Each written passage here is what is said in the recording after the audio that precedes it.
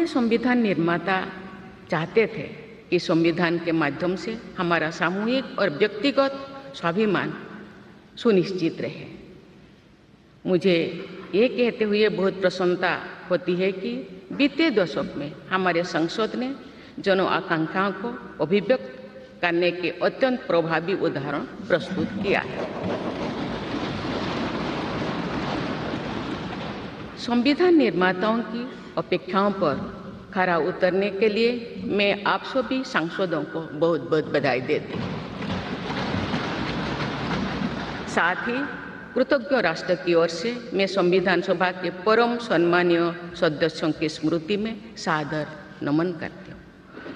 हमारे संविधान के अंतरात्मा जिन आदर्शों में अभिव्यक्त होती है वो आदर्श है सामाजिक, आर्थिक एवं राजनैतिक न्याय, स्वतंत्रता, समता और बंधुता। मुझे ये देखकर हर्ष होता है कि इन सभी आयामों पर संसद सदस्यों ने संविधान निर्माताओं की परिकल्पनाओं को यथार्थ स्वरूप प्रदान किया है। हमारी संसदीय प्रणाली की सफलता के ठोस प्रमाण के रूप में आज भारत विश्व की तीसरी सबसे बड़ी अर्थव्यवस्था बनने की ओर तेज गति से अग्रसर है। भारत में लगभग 25 करोड़ लोगों के गरीबी की सीमा रेखा से बाहर आने से आर्थिक न्याय के पैमाने पर विश्व की सबसे बड़ी सफलता अर्जित है। हमारे संविधान में सामाजिक न्याय को प्रमुखता दी गई है। सामाजिक न्याय के आदर्शों के अनुरूप समावेशी विकास के प्रयास किए जा रहे हैं। ऐसे अनेक प्रयासों में इकोनॉमिकली वीकर सेक्शंस के लिए शिक्षण संस्थाओं और रोजगार में आरक्षण का प्रावधान करना, दिव्यांगजनों की परिभाषा को विस्तार देते हुए उनके हित में विशेष अधिनियम लागू करना और उसे कार्यरूप देना तथा राष्ट्रीय पिछड़ा वर्ग आयोग को संवैधानिक दर्जा प्रदान करना शामिल है। 3 तलाक से जुड़े सामाजिक कुरीति पर अंकुश लगाकर संसद ने हमारी बहनों बेटियों के सशक्तिकरण और सामाजिक न्याय की दिशा में ऐतिहासिक कदम उठाए हैं। देश के आर्थिक एकीकरण के लिए स्वाधीनता के बाद का सबसे बड़ा टैक्स सुधार गुड्स एंड सर्विसेज टैक्स के रूप में किया गया है। आर्टिकल 370 के प्रावधानों को निरस्त करके देश के समग्र राजनैतिक एकीकरण के मार्ग में बाधक बने हुए अवरोध को दूर किया गया।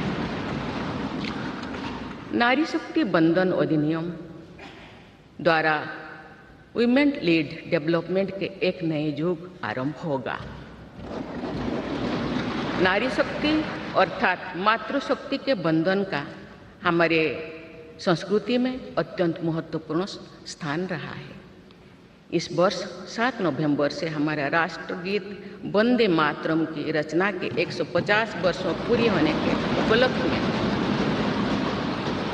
देशव्यापी स्मरण उत्सव मनाया जा रहा है। ये स्मरण उत्सव भारत माता को समृद्ध, सशक्त और आत्मनिर्भर बनाने का संकल्प का अवसर है। मुझे विश्वास है कि इस राष्ट्रीय संकल्प की सिद्धि के लिए आप सभी सदस्यगण देशवासियों को दिशा और प्रेरणा प्रदान करेंगे।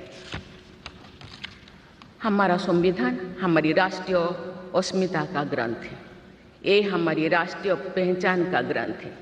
ये कॉलोनियल माइंडसेट का परित्याग करके नेशनलिस्ट माइंडसेट के साथ देश को आगे बढ़ाने की मार्गदर्शक ग्रंथ है। इसी भावना के अनुरूप सामाजिक और तकनीकी बदलाव को ध्यान में रखते हुए क्रिमिनल जस्टिस सिस्टम से जुड़े महत्वपूर्ण अधिनियम लागू किए गए। दंड के स्थान पर न्याय की भावना पर आधारित भारतीय न्याय संहिता, भारतीय नागरिक सुरक्षा संहिता और भारतीय साक्ष्य अधिनियम को लागू किया गया है। ऐसे अनेक प्रगतिशील वैधानिक को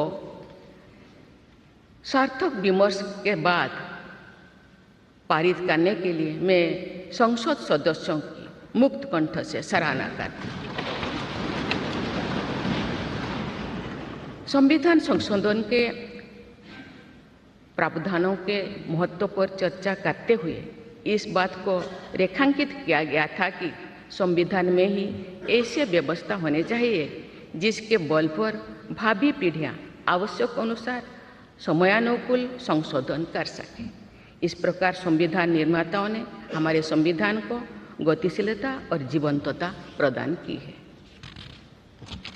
माननीय सांसदगण, हमारे संविधान निर्माताओं ने भारत के लोकतंत्र को संवैधानिक आधार प्रदान करने के साथ साथ हमारी राष्ट्रीय एकता का ताना बाना भी बुना। संविधान निर्माण में अग्रणी भूमिका निभाने के साथ साथ सरदार पटेल ने अनेक रियासतों के विलय का महान कार्य करके भारत की एकता को नया स्वरूप दिया। इस वर्ष सरदार पटेल की 150वीं जयंती देशवासियों ने मनाई। उनकी 150वीं जयंती के उपलक्ष्य में पिछले वर्ष से आगामी वर्ष तक चलने वाले कार्यक्रम के माध्यम से देशवासी राष्ट्रीय एकता तथा गौरव की आदर्शों से जुड़ेंगे।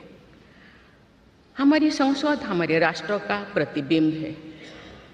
लौह पुरुष सरदार वल्लभ भाई पटेल के आदर्शों को प्रसारित करने तथा कार्यरूप देने में आप सबका योगदान महत्वपूर्ण है। जौन अभिव्यक्ति को परिलक्षित करने वाली हमारे संसदीय प्रणाली विभिन्न आयामों पर और अधिक मजबूत होती गई है। वयस्क मताधिकार का प्रावधान करके हमारे संविधान द्वारा जनता के विवेक पर जो आस्था व्यक्त की गई है, उसकी सफलता की विश्व के अन्य अनेक देशों में सराहना की जाती है।